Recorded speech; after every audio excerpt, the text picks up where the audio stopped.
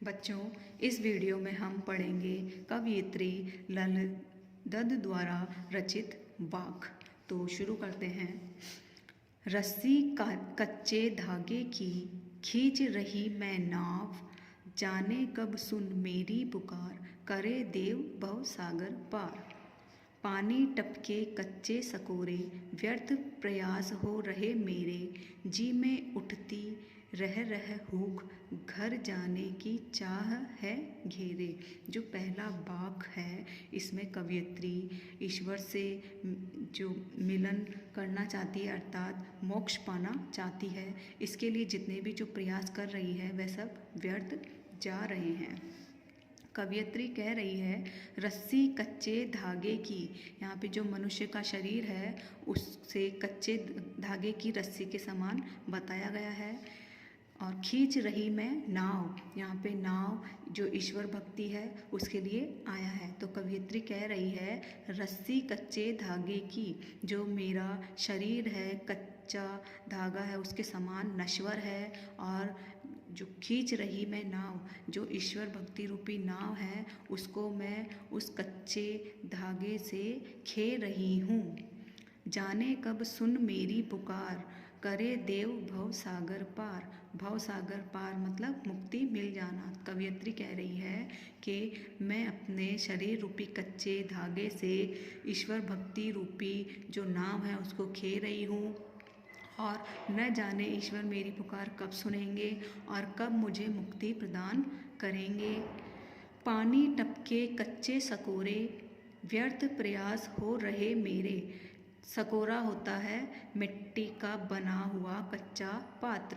इसमें कवयित्री कह रही है पानी टपके कच्चे सकोरे। जिस प्रकार कच्चा सकोरे में हम पानी डालेंगे या तो वो टूट जाएगा या उसमें धीरे धीरे पानी टपकने लगेगा और सारा पानी समाप्त हो जाएगा, और व्यर्थ प्रयास हो रहे मेरे, और हमारे जितने भी प्रयास है उस पानी को रोकने के लिए व्यर्थ जाएंगे, क्योंकि वह कच्चा है तो पानी बहेगा ही। उसी प्रकार कवयित्री कह रही है मैं जितने भी प्रयास कर रही हूँ ईश्वर भक्ति में रमने के और मोक्ष प्राप्त करने के, वह सभी प्रयास व्यर्थ जा रहे हैं। जी में उठती रह हुक। हुक का अर्थ है व्यथित होना। कवयित्री कह रही है कि मेरे सारे प्रयास व्यर्थ हो रहे हैं, इसलिए मेरा जो जी है, मन है, हृदय है, वह व्यथित हो रहा है। घर जाने की चाह है मेरे, अर्थात कब मुझे मुक्ति प्राप्त होगी और कब मेरा ईश्वर से मिलन होगा।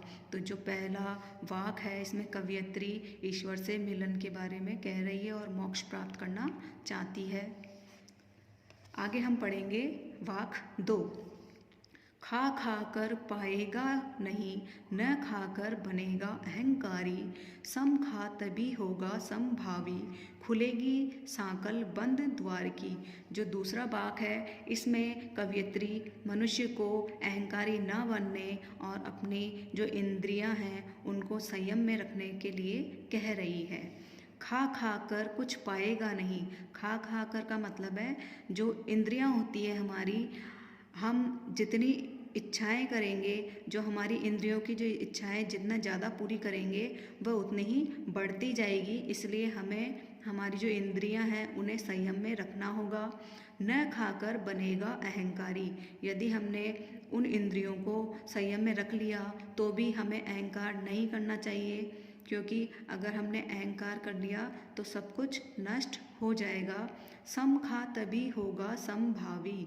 सम खा तभी होगा समभावी। समभावी का अर्थ है संभव होना। यहाँ पे जो कवयित्री है वह कह रही है कि यदि मनुष्य ने अपनी इंद्रियों पर संयम कर लिया और अहंकार को छोड़ दिया तो वह संभव ही जो ईश्वर भक्ति का मार्ग उसके लिए खुल जाएगा, और उस मनुष्य को त्याग और भोग दोनों में संयम बना के रखना होगा। खुलेगी सांकल बंद द्वार की। तभी जो ईश्वर रूपी जो भक्ति रूपी जो द्वार है, जो बंद द्वार है, वह खुल जाएगा। अर्थात मनुष्य को अपनी जो वासनाएं हैं, इंद्रियां हैं, उनको संयम में रखना है और अहंकार नहीं करना है, और त्याग और भोग में संयम रखना है, तभी ईश्वर भक्ति का मार्ग खुल जाएगा। आगे हम पढ़ेंगे वाक 3। आई सीधी राह से न गई गई न सीधी राह, सुषुम सेतु पर खड़ी थी बीत गया दिन आह, जेब टटोली कोड़ी न पाई, मांझी को दू क्या उतराई। जो तीसरा वाक है इसमें कवियत्री कह रही है कि मैंने अपना जो जीवन है ईश्वर भक्ति में नहीं बिताया, व्यर्थ के काम किए, और जब अंत समय आया तो मैं अपने कर्मों को देख रही हूँ। आई सीधी राह से, यहाँ पर जो कवियत्री है वह कह रही है कि मैं इस संसार रूपी सागर में सीधे रास्ते आई थी, मतलब सही और अच्छे काम करने के लिए आई थी। गई न सीधी राह, परंतु मैं सही रास्ते पर नहीं चली, मैंने सही काम नहीं किए। सुषुम सेतु पर खड़ी थी, बीत गया दिन आह, मैं इस संसार में सही मार्ग पर से आई थी परंतु सही मार्ग पर नहीं चली, और अपने हट के कारण मैं अपनी कुंडली जागरण में लगी रही, मतलब विषय वासनाओं में लगी रही। बीत गया दिन आह, यहाँ पे बीत गया दिन आह मतलब पूरा जो जीवन है वह समाप्त होने की कगार पर आ गया। कवियत्री कह रही है मैं संसार में अच्छे राह पर आई थी लेकिन सही राह पर नहीं चली, और अपने हठ स्वभाव के कारण मैंने विषय वासनाओं में ध्यान रखा, जिससे मेरा पूरा जीवन बीत गया। और अंतिम समय में जब जेब टटोली तो मुझे कुछ भी नहीं मिला, और जो संसार रूपी जो नदी है उसको पार कराने वाली जो मांझी ईश्वर है, अब मैं उन्हें उतराई मतलब जो नदी पार करने के बाद में जो पैसे दिए जाते हैं उसे बोलते हैं उतराई।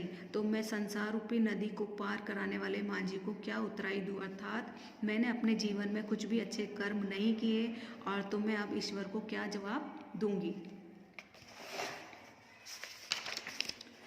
आगे पढ़ेंगे हम वाक संख्या 4।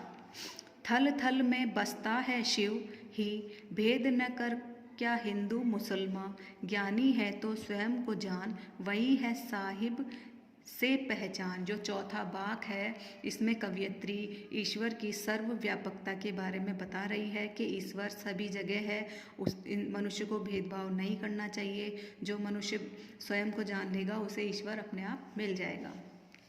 थल थल में बसता है शिव ही, थल थल मतलब हर जगह। कवियत्री कह रही है कि हर जगह ईश्वर व्याप्त है, हर प्राणी में हर स्थान पर ईश्वर, शिव मतलब ईश्वर विराजमान है, विद्यमान है।